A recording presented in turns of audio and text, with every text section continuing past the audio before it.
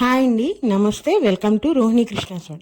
ఈరోజు నేను చూపించే రెసిపీకి ఎటువంటి గ్యాస్ కానీ స్టవ్ కానీ కుకింగ్ ప్రాసెసే లేని వడియాలండి. మరి ఇలా తయారు చేసిన వడియాలు నిల్వ ఉంటాయో లేదని మీరు డౌట్ పడద్దు. సంవత్సరం పాటు నిల్వ ఉంటాయి. చాలా ఈజీగా చేసుకోవచ్చు. ప్రిపరేషన్ కూడా చాలా తక్కువ టైమే పడుతుంది. అలాగే మనము ఎండలో కూడా పెట్టిన అవసరం లేదండి, నీడలోనే ఆరిపోతాయి ఈ వడియాలు అనేది. మరి ఈ వడియాల ప్రాసెస్ ఏంటో మీకు చూపిస్తాను. చాలా తక్కువ ఇంగ్రీడియంట్సే ఉపయోగపడతాయి. సో అవి ఎలా చేయాలో చూపిస్తాను. దీనికోసం నేను ఇక్కడ అటుకులు నేను ఇక్కడ ఒక 1/2 కేజీ తీసుకున్నాను. మీ ఇష్టం, సన్నయ్యైనా తీసుకోవచ్చు, కొంచెం లావున్న అటుకులైన ఏవైనా తీసుకోవచ్చు. వీటిని తీసుకొని ఫస్ట్ ఒకసారి శుభ్రంగా కడిగేసేసుకొని మనము అటుకులు మునిగే వరకు మనం వాటర్ పోసుకొని ఒక 10 మినిట్స్ మనం నానబెట్టుకోవాలండి. ఒక 10 మినిట్స్ తర్వాత అటుకులు అనేది ఆ వాటర్ అంతా అబ్జర్వ్ చేసేసుకొని చాలా సాఫ్ట్గా అయిపోతాయి. ఇప్పుడు ఈ అటుకుల్ని మనం ఒక మిక్సీ జార్లోకి తీసుకోవాలి. చూసారా ఎంత మెత్తగా అయిపోయినాయో.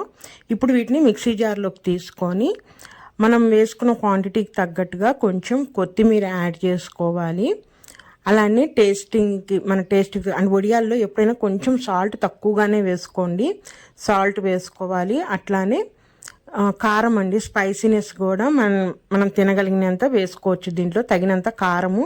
మీరు ఈ కారం బదులు పచ్చిమిరపకాయలు పేస్ట్ చేసి కూడా వేసుకోవచ్చు. నేనైతే ఈరోజు సింపుల్గా అయిపోవటానికి జస్ట్ కారమే వేస్తున్నాను. వేసుకొని కొంచెం వాటర్ వేసుకొని మనము దీన్ని గ్రైండ్ చేసుకోవాలండి. లూజ్గా అయిపోకూడదు. అలానే మనం మిక్సీ కూడా అటుకులు వేసాం కాబట్టి తిరగదు. సో కొంచెం వాటర్ వేసుకొని మనము ఈ విధంగా గట్టిగా స్మూత్గా చేసుకున్న తర్వాత ఇదంతా ఒక గిన్నెలోకి తీసుకొని ఇప్పుడు దీంట్లోకి ఒక 2 స్పూన్ల జీలకర్ర వేస్తున్నానండి.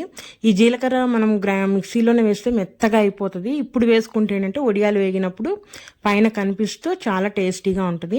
ఈ జీలకర్ర వేసేసి మొత్తం ఒకసారి కలిపేసుకొని ఇప్పుడు వీటిని చిన్న బాల్స్గా పెట్టుకోవచ్చు, లేదంటే కుర్కురే వడియాల్లాగా ఇట్లా సన్నగా పొడుగ్గా అట్లయినా పెట్టుకోవచ్చు. సో నేను 2 రకాలు చూపిస్తున్నాను. ఆ విధంగా పెట్టుకోవడానికైతే ఒక మంచి గట్టిగా ఉన్న ప్లాస్టిక్ అంటే పాల కవర్ కానీ ఏదైనా గట్టిగా ఉన్న కవర్ తీసుకొని దాంట్లో పిండి వేసుకొని మీకు వీడియోలో చూపిస్తున్న విధంగా హోల్ చేసి వేసుకోవటమే. ఈ విధంగా ఒక కవర్ మీద వేసుకోండి. క్లాత్ కన్నా కవర్ అయితే బెస్ట్ ఈ వడియాలకి. ఇలా వేసేసుకొని మనం ఇంకా ఆ పిండి మొత్తం అయ్యే వరకు మనకు నచ్చిన షేప్లో వేసేసుకోవటం అండి. నేనైతే ఈరోజు పిల్లలకి చాలా ఈజీగా ఉంటుంది, మనకైనా చక్కగా ఇట్లా కుర్కురే షేప్లో స్టిక్స్ లాగా వేస్తున్నాను.